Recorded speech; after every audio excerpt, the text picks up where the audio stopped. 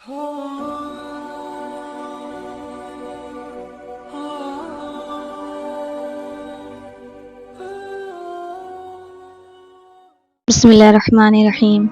इस वीडियो को सुनने वाले तमाम नाज़रीन को अस्सलामु अलैकुम।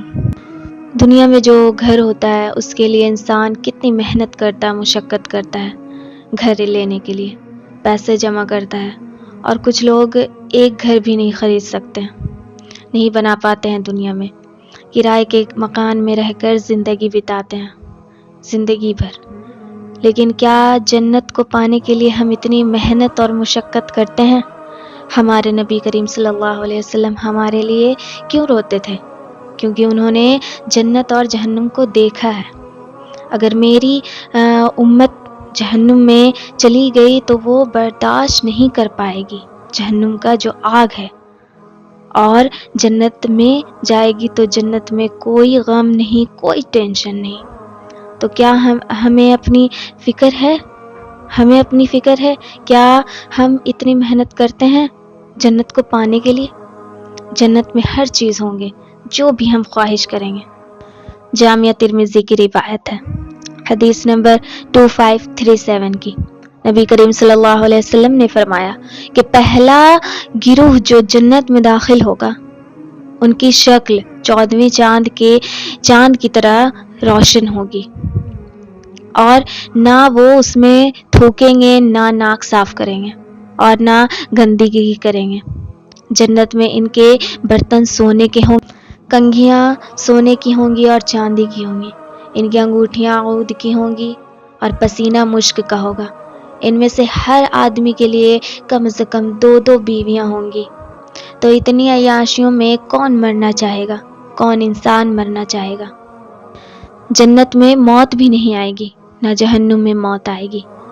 एक हदीस है, जामिया तिर्मिज़ी की रिवायत है, हदीस नंबर 2558। सल्लल्लाहु अलैहि वसल्लम ने फरमाया, गौर से सुनिएगा, क्या फरमाया कि क़यामत के दिन मौत को चितकबरे मेंढे की तरह लाया जाएगा और जन्नत और जहन्नुम के दरमियान खड़ा किया जाएगा, फिर ज़बह भी किया जाएगा।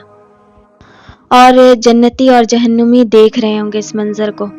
अगर कोई खुशी से मरने वाला हो तो जन्नती मर जाते, और कोई गम से मरने वाला हो तो जहन्नुमी मर जाता। जन्नती को खुशी इसलिए होगी क्योंकि जन्नत में उसे कभी मौत नहीं आएगी, और जहन्नुमी को गम इसलिए होगा क्योंकि उसे भी पता होगा कि जहन्नुम हमेशा के लिए उसके लिए फ़िक्स कर दिया गया है। तो हमें जन्नत कब मिलेगी? जब हम नबी करीम सल्लल्लाहु अलैहि वसल्लम के बताए हुए रास्ते पे चलेंगे, अल्लाह की फरमाबरदारी करनी होगी, तभी हमें जन्नत मिलेगी। अल्लाह से जन्नत मांगो, क्योंकि एक हदीस में आता है, जामिया तिर्मिज़ी की रिवायत है, हदीस नंबर 2572। हुज़ूर पाक सल्लल्लाहु अलैहि वसल्लम ने फरमाया, क्या फरमाया कि जो अल्लाह ताला से 3 बार जन्नत मांगता है तो जन्नत कहती है, ए अल्लाह इसे जन्नत में दाखिल कर दे। और जो 3 बार जहन्नुम से पनाह मांगता है तो जहन्नुम कहती है, ए अल्लाह इसे जहन्नुम से निजात दे दे। तो सोचिए कि जन्नत और जहन्नुम भी दुआ करेगी। क्या मकाम है! अल्लाहु अकबर। अगर दुनिया में ऐलान हो कि फ़लाँ जगह पर फ्री में घर मिल रहा है, तो लोगों की लाइन लग जाएगी, कतार लग जाएगी। जबकि अल्लाह ने कुरान में भी ऐलान किया है, लेकिन अल्लाह का कंडीशन है कि वो सिर्फ मानना है तब जन्नत मिल जाएगी हमें। और कंडीशन इतनी हार्ड नहीं है कि हमसे नहीं होगा, पर हमारे पास अल्लाह के लिए और इस्लाम के लिए वक्त नहीं हो पाता है। और जो सबसे कम दर्जे का जन्नती है उसका भी क्या ही मकाम है। जामिया तिर्मिज़ी की रिवायत है, हदीस नंबर 2562 की।